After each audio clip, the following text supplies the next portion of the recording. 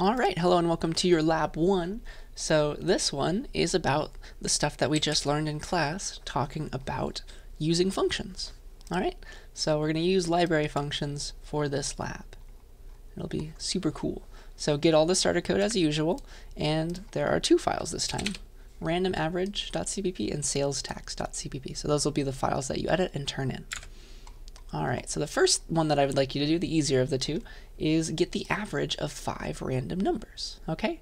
So what I'd like you to do is edit the randomaverage.cpp file to generate 5 random numbers between 1 and 100. This is what your output should look like, right? But it's different every time because it's random.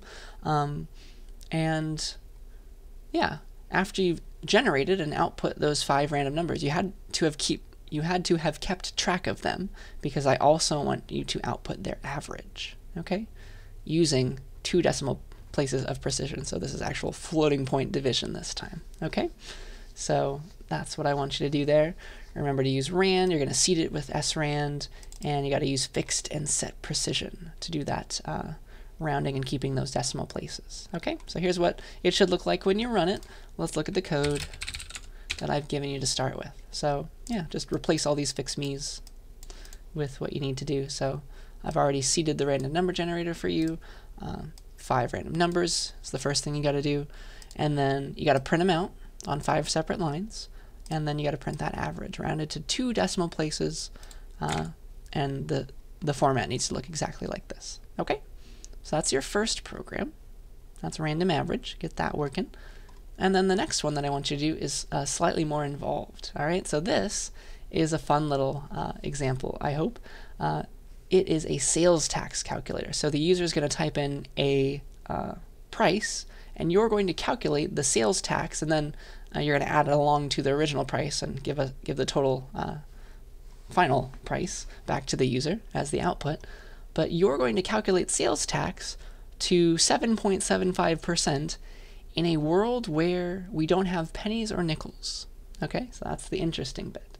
So I want you to get a price from the user, and you're going to calculate this sales tax, and you're going to round it to the nearest dime. Isn't that cool? So you're going to have to round a number to the nearest tenth rather than the nearest whole number. Okay, there is 2 ways to do it. You could use cout just by itself. There's a trick there. Or you can use the round function, okay? But either way, it's going to take a special trick to output the number properly. But you're also going to need to remember it anyway to give the final total, okay? So I think round is really the way to go. But it's going to take a trick, because round, as you know, rounds to the nearest whole number only. What can you do there?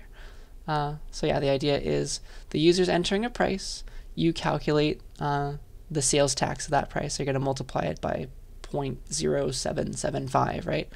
That is almost the sales tax. Then you need to round that to the nearest whole number, okay? And that's the idea.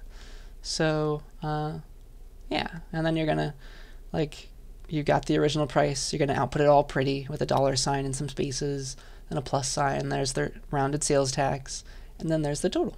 You'll also print the total too, okay? So that is what's going to happen there. Remember the formatting, and that is your second program. So let me go there and show you what's going to have to happen. So yes, lots of comments as usual. So we're getting the price from the user, and I put it in a variable called price for you. And you're going to have to calculate the 7.75% tax rounded to the nearest dime, and then output that fancy formatting of all the stuff. So the total price, the rounded sales tax, the original price that the user gave you, with 2 decimal places, of course. So remember your set precision and all that. But here's the trick. So for example, if the user gave you $12.20, what is the normal sales tax for that? Let me show you. Let's just do some fast math in Python. So if the user gave you $12.20, you need to multiply that to get the sales tax, right, by 0.0775, because that's the percentage sales tax that I want you to calculate. Well, that is 0.0945, okay? That's that, okay? So this is, it's got some pennies. It has some extra decimal places even. This is not what we want. We want to convert this sales tax amount to 90 cents exactly, because we want to round to the nearest dime. Okay, that's the trick. So you're going to have to figure out how to take 0.945499999 and create out of that 0.90. You want to round to the nearest tenth. Okay, so this is 4, so you're going to round it down to 90. If it was bigger, you'd round it up to $1 or even. Okay, that is the idea. So let's do it for this one as well. 47.30. The real tax, before we round it, 0.0775. It's apparently $3.66 and some extra change after that. So this, rounded up to the nearest tenth, is 3.7, right? $3.70. That's what you're going to be doing. Okay, that is your sales tax that you're going to include in the calculation. So you might be wondering how to do this, and I'd be happy to give you a hint in office hours, but I've also given you a hint way down here at the bottom. Hint for rounding to the nearest tenth. All right, so here's an example that I've walked through, and if you read this, I will show you how to calculate, how to take your calculated sales tax and round it down to the nearest tenth, okay, using the round function.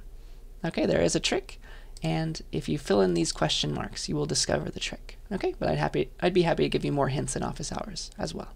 So yell at me if you have any questions, but that is your second program for this lab, and that is all that you're going to be doing. Okay, so those are the 2 programs that you'll be writing, and here's how you turn them in as usual. It's just lab 1 at CSCI 40 this time, and then you give the 2 programs that you wrote. So get those working before the due date, and yell at me if you have any questions. But that is your first lab explained, and I will see you next week.